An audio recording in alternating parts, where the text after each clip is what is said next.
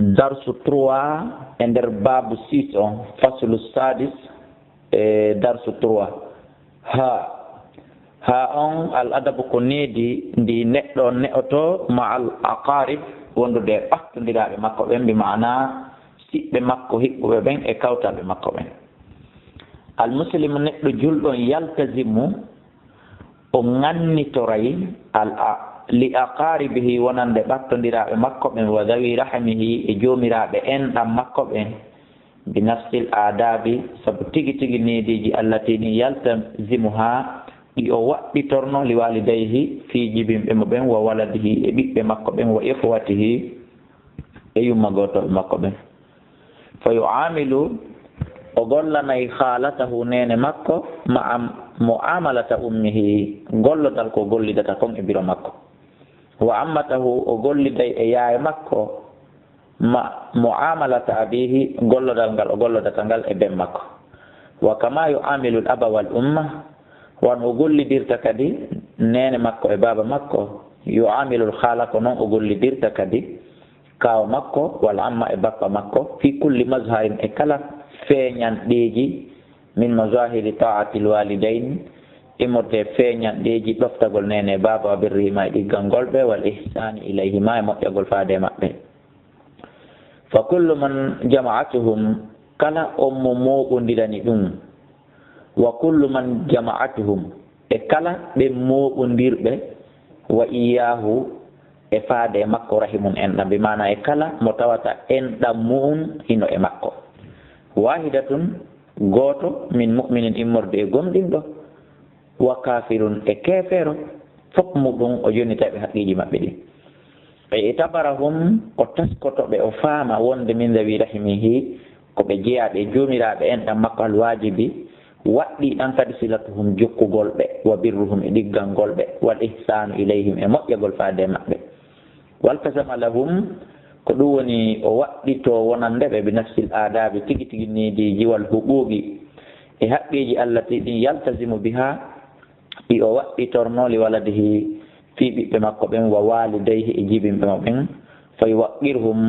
fa yuwaɗɗiru o mawnina kabirahum mawɓe maɓɓe ɓen wa yarhamu o yurme sahirahum tosokoɓe maɓɓe ɓen wa yauda o ndaroya maridahum nawnuɓe maɓɓe ɓen wa yuwaati e mankubahum ko ɗum woni o yanya wa yuwaati o yanya mankubahum e mbaɗɗateriji maɓɓe ɗin wa yuwaati o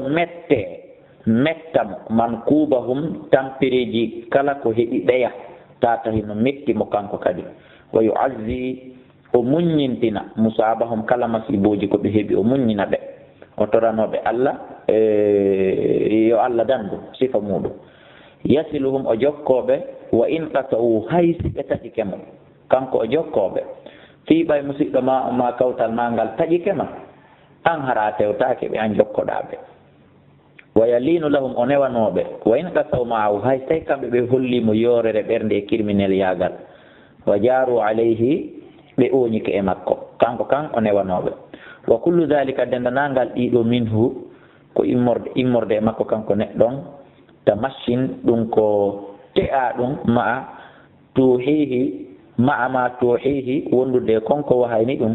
hadihi l ayatu ɗeɗo ayaji alkarimatu tedduɗe wal ahadisu nabawiya sharifa e ɗeɗo hadisi annaba ko yankoje tedduɗe wa ta'muru bihi e hiɗe yam e konko yamiri ɗum wa ta'muru bihi hiɗe yamiri ɗum qala ta'ala Allah dali wattaqullaha alladi on tasaluna bihi mo hulot landodirton fimu wal arhama hulon kadi ɗan ɗo en ɗan Allah waɗi hakkunde ma Allah dali wa ulul arham jomiraɓe en ɗan ɓe ba'duhum awla bi ba'din fi kitabillah o wi fa hal asaytum no gasano in tawallaytum son hucciti on salki an tufsidu fil ardi wa tuqatti'u tajon arhamakum en ɗan mammonɗa o daali nokko goo fa atidal qurba jonnutu kala jom ɓattodiraɗo haqqa o haqqe makko on wal miskina wabna sabil dalika khayrun kum ɗo ɓuuri moƴƴude lilladina wonande ɓen yuriduna faalaɓe wajha Allah yeeso Allah ngo walayka ɓeɗo humul muflihun ko ɓewni malaɓe wa qala azza wa jalla man qail on wiwɗo Allah subhanahu wa ta'ala inna Allah nalla ya'muru yamiri bil adli wal ihsan wa ita'i dhil qurba e moƴƴagol e jomiraɓe ɓattodiral ɓen وقال سبحانه وتعالى عبد الله رضي الله ولا تشركوا به شيئا وبالوالدين يومهم ابن إحسانا وبذي القربى اجون باتندرات واليتامى والمساكين والجار ذي القربى كوتال به باتندرال والجار الجنوب كوتال به بانغ والصاحب بالجنب وندي به بانغ وابن السبيل ابي بلاي وما ملكت ايمانكم وقوله وإذا حضر القسمة ستوام سندور دين أولو القربى جوميرا باتندران كأن هايستينا بجيا بيرن رونو بمايدو kono si Allah tawni ɓe sendore nden wal yatama wal masakin haɗa farzukum okkore ɓe seeɗa min immorde e jawdi ni wa qulu lahum qawlan ma'rufa wa qala rasulu nelaɗo alah sallah sallam maki yaqulu llahu taala allah daala allah hino daala ana rahman ko min woni yurmeteɗo wa hadi rahimu awa ndeɗo yurmede shaqaqtu laha mi taƴaninde isman inde min ismi immorde inɗe an ɗen faman wasalaha kala jokki ɗo yurmede nde o jogodiri e mayre o comportori nde wasaltuhu min kadi mi jokkoto e makko man qataha kala taƴƴiɗo nde qata'tuhu mi taƴotomo wa qala lahu alayhi salatu wassalam innani mo nelaɗo allah on wa qala lahu wiyani nelaɗo alayhi salatu wassalam ahadu ashabihi goɗɗo e sahabaɓe maɓɓe ɓen o inni enen nelaɗo man abarru yimɓe ɓen fof ka hoore leydi ɗo ko homon ɓurata ɗiggande ko homon ɓurata moƴƴade e mum fa qala nelaɗo maki ummaka ko biro ma summa ummaka refti biro ma kadi summa ummaka refti biro ma kadi biro ma a ɗigganay ɓe moƴƴoɗa e maɓɓe teddinaɓe yurminaɓe laabi tati noon summa abaka refti bemma noon summa al agraba refti noon ɓurɓe ɓattade ɓen kadi ka en ɗan fal agraba hikko ɗon kadi ɓurɓe ɓattade ɓen ko noon wa suila alayhi salatu wassalam nelaɗo landama amma yudkhilul jannata ko hun ɗum ɓurata naadude goɗɗo aljanna min al amal immorde e golleeli ɗin wa yubaidu anin naari ɓura woɗɗintinde on tigi yiite ngen ko ɗum goɗɗo gollata tawata ɗum ɓuraymo naadude aljanna ɓuraymo woɗɗintinde yiite tañƴiningal landal ɗo en fof hiɗen humpa andude réponse maggal on qala nelaɗo fa qala nelaɗo maaki ta abdoullah ko yaari allah wala tushirku bi shay'a hara shirka naalmo few go'o wa tuqimu salata ñiiɓa a julde wa tutti zakata itta zakka tati wa tasilu rahima jokka en ɗam ko ɗum woni nayi on wa qala nelaɗo maaki fil khalati fi nene mawɗo e maaki innaha no nene mawɗo ma ɗum nento gooso ko ɗum wiyete al khalati ko nene goto nene ma innaha on bi manzilatil ummi on ko remplaçant nene kala ko waɗanta nene ma a waɗanaymo wa qala nelaɗo maaki as sadaqatu sadaka alal miskine e dow miskinaɓe sadaqatun e sadaka wa ala dir rahim e joom enɗan sadaqatun ko sadaka wasilatun e jokkugol enɗan as sadaqatu sadaka mo ittuɗa alal miskini jonnuɗa miskinaɓe sadaqatun ɗum ko sadaka simple wa ala dir rahimi sadaka mo ittuɗa jonnuɗa jomiraɓe enɗan maɓe ɗum ɗon sadaqatun ko sadaka wasilatun e jokkugol enɗan fof wa qala li asma binti abi bakrin siddiq radiallahu anhuma nelaɗo maka ni asma binti abi bakri wa qad salatuhu tawi on no landi nelaɗo an silatiha fi jokkagol mo ummaha biro makko hinama kadi mat tumande biro makko arno alayha madina min makka tawi makka tawi no mushrika tan on ko shirku ɗo tawi ɓeygu abi bakri on silmali ko ɗum woni biro asma o tawi biro asma o on silmali on noon o iwi makka wari madina fi hiwragol moodi makko e ɓiɓɓe makko ɓen on sayi nene asma a landi noon nelaɗo si tawi o moƴƴoto e biro makko fi ɓay biro makko ko kefeero fa qala laha nelaɗo jaabimo kanko asma naam hi a moƴƴoto e makko sili ummiki jokko e yumma ma a teddinaymo waawu on al adabu no yewta en fi needi joni ma al jirani wondude e kawtal ngal kawtal simple ɓe fottuɗa hoɗuduɗa ma ɓe fottuɗa ka oto hiɗon voyage dude ma ɓe fottuduɗa ka golle ka ñalloton ɗon hiɗon gollude ɗum ɗo fof ko kawtal hay ɓe taƴuduɗa ɗo e biye avion ma oto ɗo yon cippoyo ko on kawtal almuslimo julɗo ya tarifi o ɓirritoto bi maalil jaari konko woɗani kawtal makko ngal e ala jaari e dow kawtal makko ngal min hukugin immorde haqqeji wa adabin e neediji yajibu no waɗɗi ala kullin e dow kala minal mutajawirain e kawtuduɓe ɓen ɗiɗo baduluha funsugol on haqqeeli jaari fi kawtal mo ngal wa ita'uha e tottugol ngal lahu wonande mo kamilatan no timmiri wa dalika ɗum no li gawli taala ko sabu daalol allah ka o daal wa bil walidani yummamon e ɓen mo ihsanan wa bidil qurba jomiraɓe ɓattodiral wal yatama wal masakin wal jaari dil qurba e kawtal ɓe ka ɓattondiral kowoni kawtalɓe ka ɓattondiral haɗa ko on kawtal ko musiɓɓe wal jaril junubi e kawtalɓe ka bange kon kawtalɓe ka bange haɗa ko on kawtal kono na on siɓɓe wa qawli rasul sallah sallam ma zala seerali jibril yusinihim wasiyolan bil jari fi kawtal ngal hatta zonantu ha mi sikki annahu no kanko so yuwarrisuhu o yamira yo kawtal ngal rona simi maayi ma yomiromo kawtal ngal wa qawlihi man kana yuminu billahi wal yawmil akhir falyukrim yo teddin jarahu kawtal makko ngal moƴƴa awalan aranun ɗum e nediji ɗi on tigi ne o ranta kawtal makko ngal adamu ko wasegol adiyati lorrugol kawtal makko few ɗum noon ila e hibbugol ndiyan ɗan ila ɗan yaha katande kawtal makko ila e huɓɓingol télévision on ma radio on tawa hito ngon haɗe kawtal makko ɗano ila e jogitagol pay koye mum koye hara koye yahaali koye bonnoya piiji matériel ji kawtal ma ngal no woodi buy e pay koye si on kawtiɗi si a gaari oto koye aray koye bonna si a gaari moto koye aray koye bonna si koye naati ka suudu koye bonnay télé koye bonnay téléphone koye bonnay ɗum ɗo ɗum ɗo koye on tigi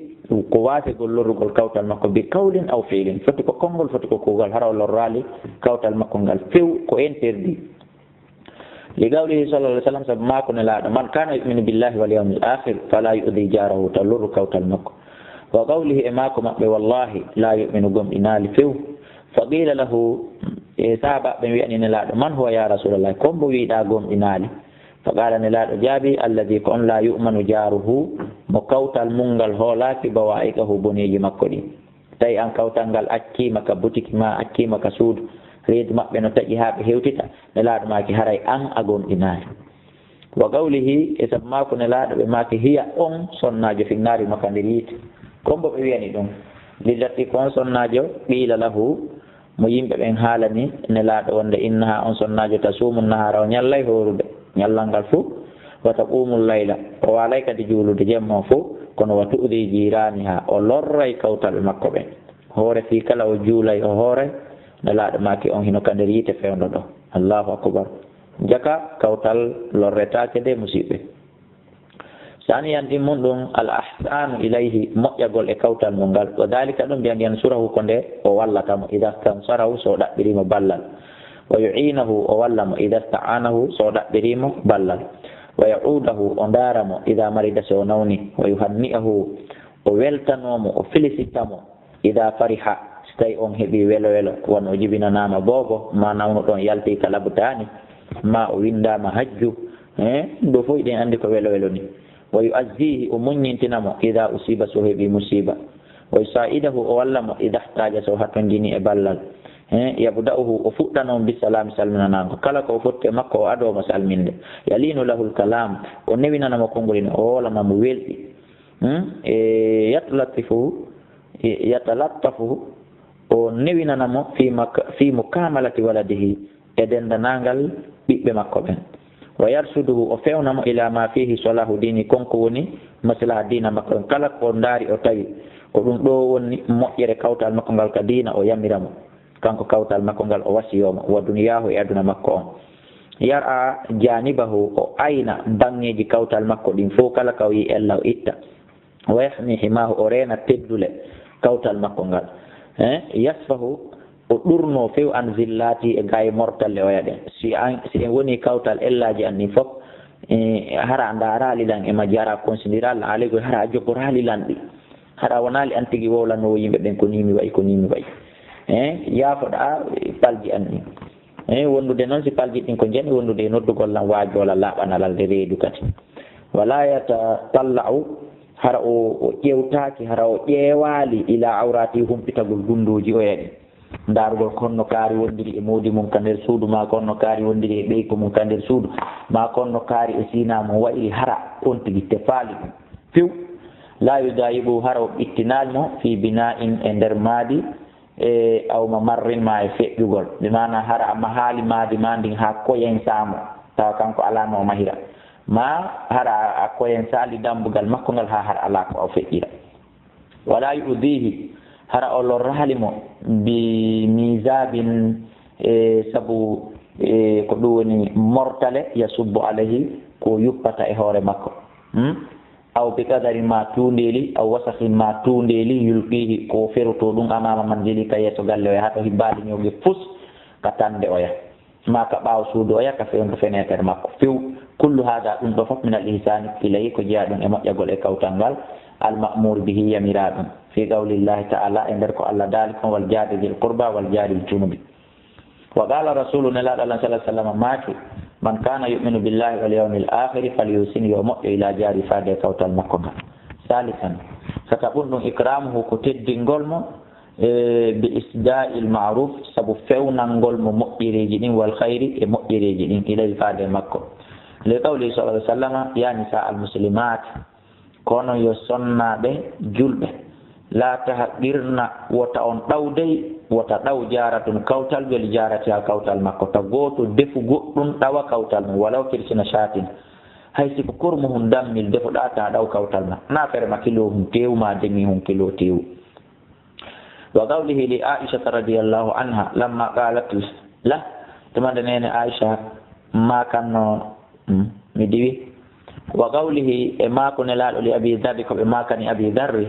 ya aba dar ida tabakta so tawi woni a defay marɗatan kurmuhum fa akfir ɗuɗɗimma aha ndiyam makkum on mbete aligoy waɗu ndiyam buy fi hon ɗum ɓatewgo yonata a wawata ahade jirana ka fiya neldu kawtal ngal bete kawtal ɓe maɗa ɓen ndiyam ɗam wa qawli e mako nelaɗo li aicha tawnande nene aicha radiallahu anha lamma qalat lahu tumande nene aicha makannoma inna li jarayde nen haɗum ɓe mari kawtal ɓe ɗiɗo fa ila ayihima uhdiya somi heeɓi ɓe repet kombo e maɓɓe mi neldata kala nelaɗo jaabi ila agrabihima minki baban ɓurɗo ɓe ɓattade e ma dambugal wo kala mo dambugal ma e dambugal mum ɓuuri ɓattodirde par ce que ko o ɗo sutima oɗo kadi ɓuuri marde haqqe haare ko ɗo neldata cuuɗi ɗin kala mo suuduma e suudu mum ɓuuri ɓattodirde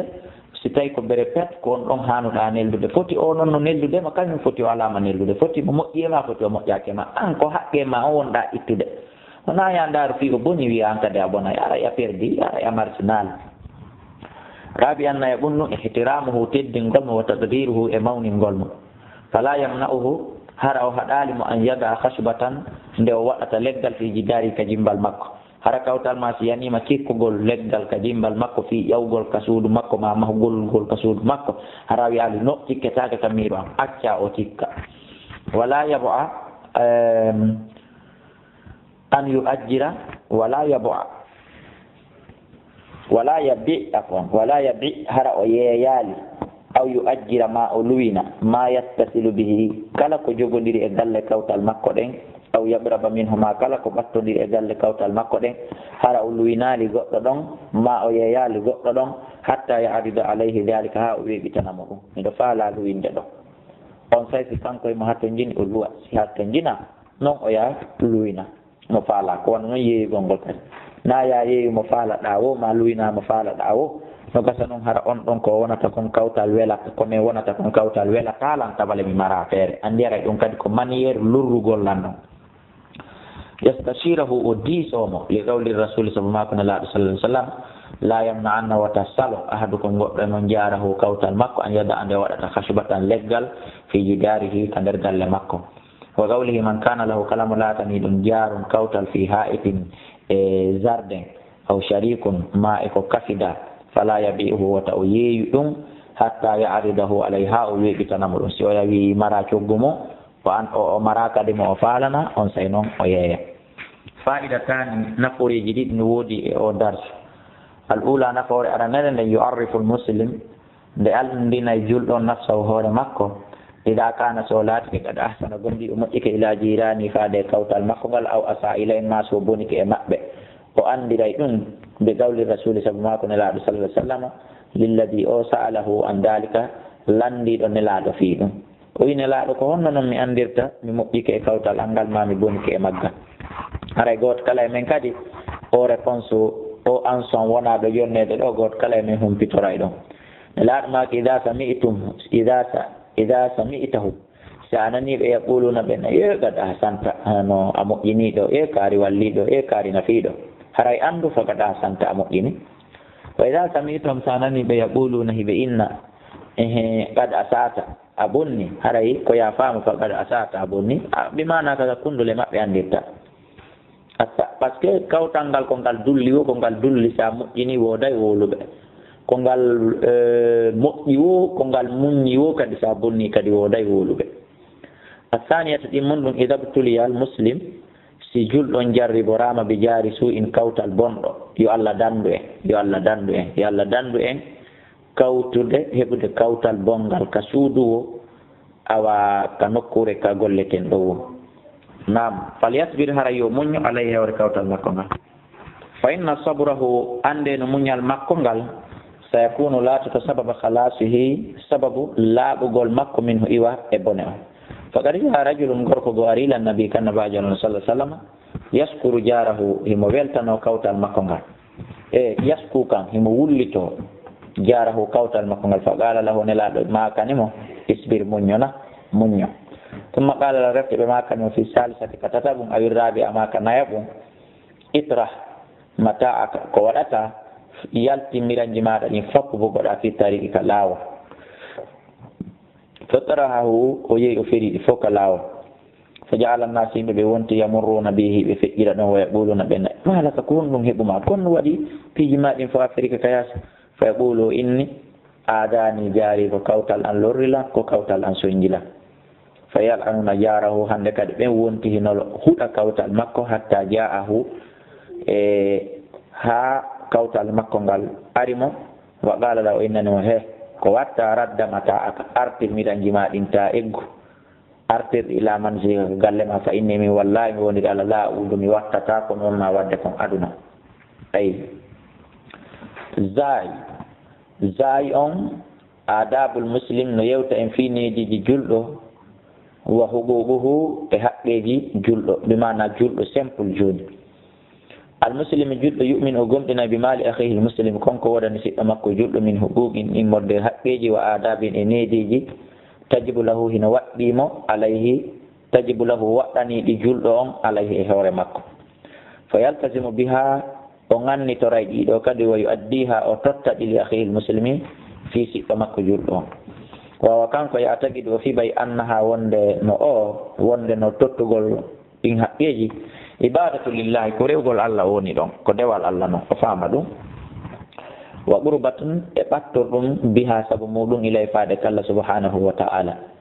wa idin tawno hadihi alhuquq ɗi haqqeji wal adabu e ɗi nediji awjaba Allahu ta'ala ko Allah tedduɗo to ɗum woni ko waɗɗini ɗi alal muslim e dow julɗo on liyaquma biha fi yo darano ɗi nahwa akhihi hella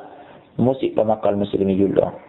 fa fiiluha golligol idan on tuma ta'atu lillahi aray wonti ɗoftare Allah wa qurbatun e ɓattorɗum Allah biduni shakkin ko alda sikke wa min hadihi al adab no jeeya ɗinni ɗi kadi wal huquq e haqqeji ma yali koko woni arde ɗo awalan ara nun ɗum an yusallima alayhi ko nde o hiwroto musidɗo makko julɗon ida laqiyahu so fotti e makko qabla an yukallimahu ko adi o tuggude mo haala premier haqqe ko fawima ko jonnitatalam fotten tun hiwroɗalam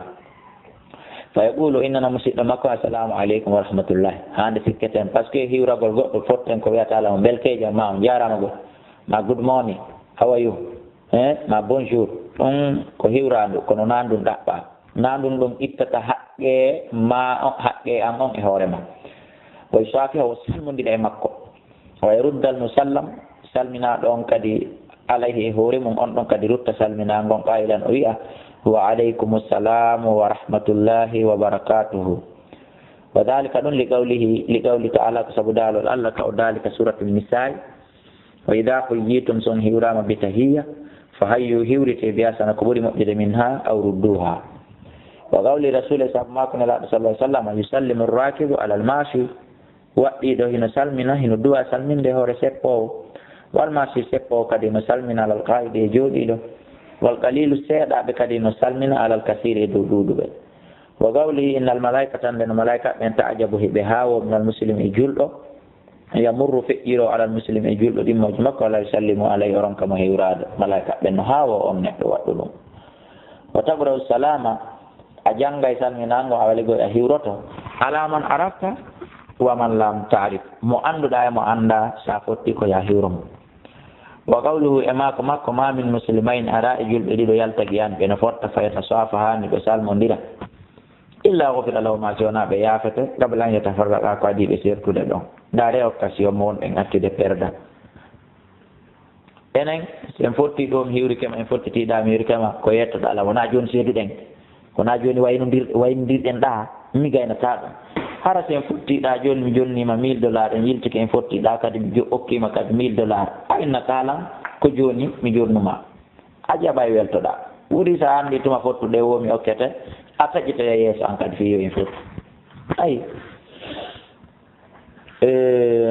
wa qawli e ma ko nelaɗo man bada bil kalam kala arɗo fuɗɗorani on haala qabla salami ko adi o hiwrade on fala to jiibu taw jaabumo ko nelaɗo maki ɗum hatta yabda bisalam ha o fuɗɗitora hiwrangol goɗɗara tun ene ɗo lanndo ɗo fiika kaariɓe ma ene honto hunde kaari yeeyeteɗo ma ene honto labtani o woni ɗo honto juulide nde wonɗo fii kala ko juulide o lanndi so wi altaw assalamu aleykum yota on jaabu sani yan ɗimmum ɗum an yusammitahu ko nde o ilnitatamo ida atasa so iili mbeni yaqula lahu nde o wi antamo ida hamidallah taala si on yetti allah si goɗɗo iili o wi alhamdulillahi ko ya innanmo yarhamukallahu yo allah yurmemo wa yaruddu l-aatisu iilu ɗon kadi ruttita alayhi e wiiɗo mo yarhamukallahu qailan o inna yahfirallahu li walaka kan kadi o jaago ɗum yo allah yaafalan o yaafama aw ma ɗum o wiya yahdikumullahu wa yuslihu baalakum yo allah fewnon o moƴƴina fiyake mon ɗen ɗum ɗo noon ko si iilu ɗon wi alhamdulillah so wiyaali alhamdulillah a wiyatamo yarhamukallah li gawli sallallah alih w sallam sabu ma ko nelaaɗo ida atasa ahadukum so goɗɗo e moɗon iili falyaqul yo wiw yo falyaqul lahu yo wi ammo akuhu musidɗo makko wonɗo ɗon on nanɗon yarhamukallah fa ida qala lahu si on ɗon innanimo yarhamukallah falyaqul lahu kankadi yo jaabitamo yahdikumullahu yuslihu balakum ma ɗum yahfirallahu li wa lakum wa qala abu hurairata radiallahu anhu kana rasulullahi laati nelaɗo ɓe sallah sallam kamɓe ida akata siɓe iilude waɗa ɓe waɗa yadaw sookewo maɓɓe ngon aw sawbaw ma coñci maɓɓe ɗin ala fihi ka hunnduko maɓɓe wa haffada biha ɓe joltinira ɗum sawtawito makko ngon naaɗagol ɗo ha waalo inna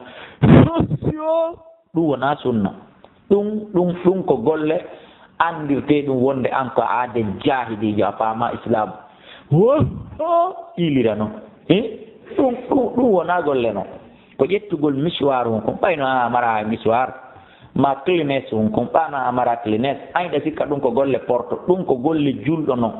ka yiyaɗa waraɗa wonde clines maɗa wonde miswar hon laaɓu ɗum sa fokkiti ilde fawa kon ka hoore ndu ko hoore kinda haray ɓen ko nanata ko innugol ngol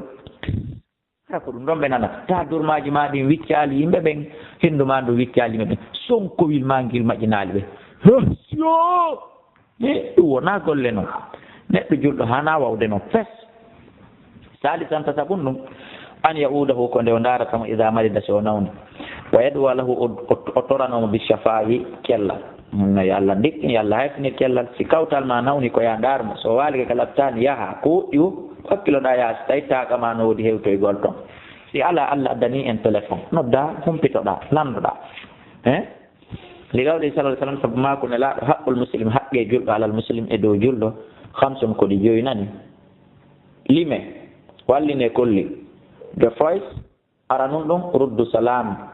ko ruttugol salminagon so salminima wiya aleykum salam second ɗiɗi on wa iyadatul marid dargol nawnuɗo so nawni a humpitike daroyama the third tammum ɗum wati ba'ul janais jokkugol fure so ma yara wiyali tan ala ɗowtama nayi on wa ijabatu dawa notagol noddandu so noddima so nodduma yo on ya ar ñaamo ma ya ar hiiro ma ya ar waɗanaɓe bayana ma ya ar jannaɓe ma ya ar wallitoɗaɓe kala ko wawɗa notoɗa wa tasmital atis 5 on joyi on ilnutugol iluɗo li qawli l-bara ibn azib radiallahu an amarana rasulullah nelaɗo alah sallah sallam yamirimen mbi adati maridi dargol nawɗo watba il janais e ɗowtugol fure wa tasmiyatil atis e ilnutugol iluɗo wa ibraril muqsim e ɗiggalngol wonduɗo so goɗɗo inni wallahi mi waɗay hunde kaari tawina ko boni wallamo ha waɗa fi wata o yan e wondore makko nde wa nasril mazlum e wallugol toñaɗo e jabata daayi e notagol noddandu wa ifsa e salam e sakutugol salminago kala mo min yi waɗi gawli sallah sallam e saabu mako nelaɗo uudul marida ndaare nawnuɗo watu imul jaƴƴa ñammine weelaɗo wa fukkul aani walle tampuɗo ay alasira jogaɗo wallemo ha o hetto wa gawli aicha e mako nene aicha anna nabiya wonde annabaji allah sallah sallam kana o laatike yaudu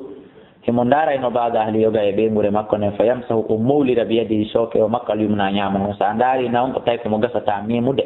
memamo mawla ɓoosa wa yaqulu inna allahumma rabbi nnas allah jeyɗo yimɓe ɓen on adhibil basa ittu o lorra o isfi sellimo anta shafi ka woni sellinowo la shifa lekki ala illa shifa occasion lekki makin shifa an lekki la yogadu sagaman ki accatamo sendi on tigi waɗa o du'a ay coupen darse on ɗo fiwota juutu panɗi ɓayen yiwoni woni 30 minutes et quelques secondes yiltoɗen rewtoɗen ɗum ɗo darse 3 ha gaynen yiltoɗen aren hande kadi ƴettiten darse 4 toujours e nder fasulu sadis e nder keerol jeegabol ngol wallahu alam.